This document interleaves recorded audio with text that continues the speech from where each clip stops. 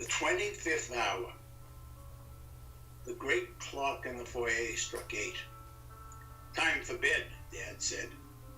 Freddie didn't like getting ready for bed. He always felt he was being excluded, that he was missing out on something exciting. His parents saying, "We love you and want you to get enough sleep so you can play and learn and run around," just didn't seem enough. Still, being a good boy and living in such a loving family, he gave in and did as he was told each night. Once he was ready, with his jammies on and teeth brushed, he'd call down to his parents, and one of them would come upstairs to listen to his prayers, give him his vitamins, and tuck him in. Many nights they'd tell him a story. The one he liked the best was when Mom told him how they had found him. Freddie knew he was adopted. His first parents, that was how Mom and Dad talked about them, had been killed in the forest. It must have been somebody terrible who killed them. They had been shot through the heart and their heads cut off. It was horribly bloody, Mom would tell him. Freddie would shudder with feelings he couldn't understand and reach out for her reassuring hand. Somehow, luckily, so very, very happily for your father and me, it didn't hurt you. When the police were searching the area for clues, there you were, not even crying, lying wrapped in your blanket and looking like an angel, just like a cherub. Everybody loved you, the sweetest little thing, especially us. Daddy and I couldn't have children, and we wanted. And there you were. I just wanted to take you home right then. She would stop long enough to give him a kiss and then continue. Because nobody knew your parents. They must have been traveling through the forest, perhaps to visit your grandparents and to show you off. There was nobody who claimed you. Nobody to say, "This is our little nephew or grandchild or even cousin." So the sheriff asked if there was any family who wanted such a beautiful little boy. "Did anybody want me?" Freddie would ask, already knowing the answer. Of course, everyone wanted you. You were so sweet, so beautiful. It was like you were made of magic. Everybody wanted you. But your father and I were the lucky ones. It was a drawing. Every family put their name into a large hat. Then the minister picked one name. It was ours. Wasn't that a piece of luck? Then she would smile, and reach over, and tickle his belly, and give him a big good-night kiss. Freddie didn't like it after his kiss and after the lights were turned out. What he really didn't like were the bars. Before his mother or father left the room, they would close metal bars over his window. Then, as they were actually leaving the room, they would close another set even heavier across the doorway. "Just in case," they explained. "In case?" he asked in his squeaky child's voice. "In case those bad men come looking for you.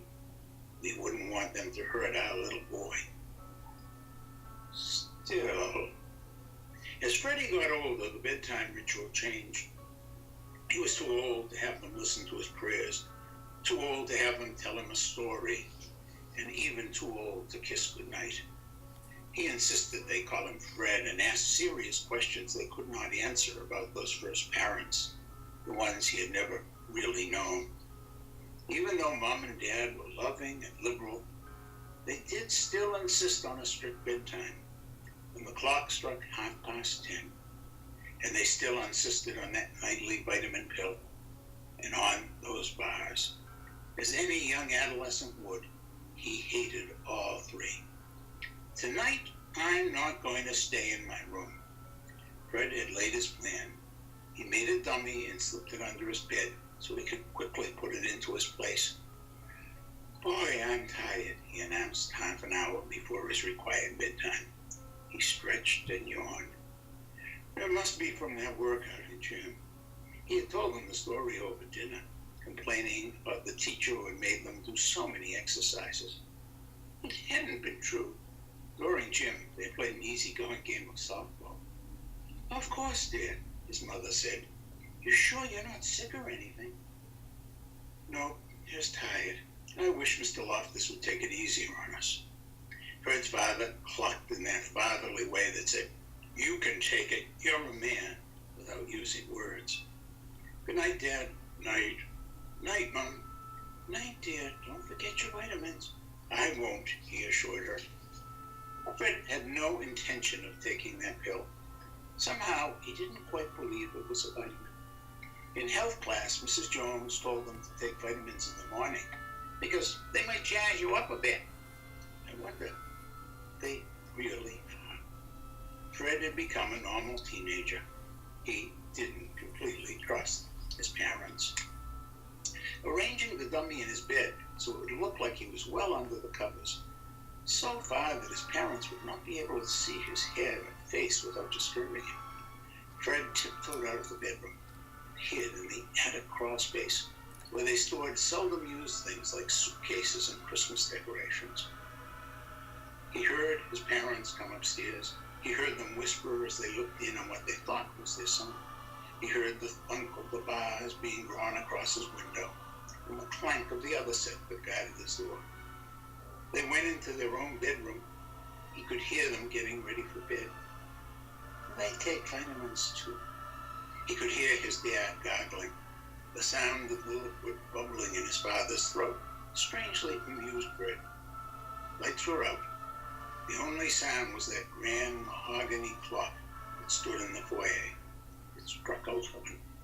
Quietly, Fred dropped from the crawl space and onto the hallway floor. It seemed strange to be roaming the darkened house. He enjoyed the sense of secrecy and the feeling that he was cloaked in darkness. Time crept forward. He could hear the great pendulum's tick, tick, clock, the half-hour chime, and it was 12. 12 bongs resonated through the night. Then silence, more silent than had ever been. Not even the tick-tock tick of the pendulum. Strange, the clock stopped. So it had. He checked the other clocks in the house. They, too, had stopped. Even the clock on the stove had stopped. It was still illuminated. The electricity was on. The minutes didn't change. It was as if time itself had stopped. Something compelled him to look into his parents' bedroom. It appeared that they were sleeping. The rhythm of their breathing had ceased.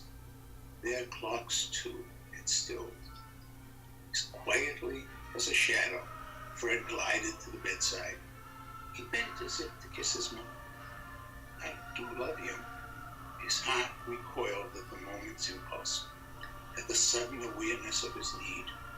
There had been a change in his body, in his physical being. He couldn't resist.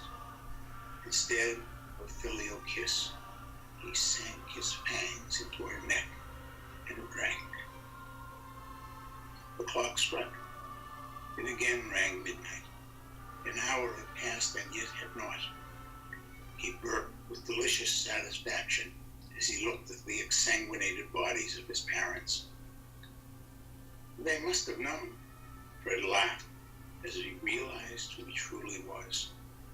By the next night, Fred was many miles away and waiting hungrily for the hour when he could assuage that new, growing need. He knew they would come after him. Now he understood why they had hunted his birth parents. Yes, they would hunt him too. They'll kill me, but that's better than being caged. He could hear the thunk and clang in his mind.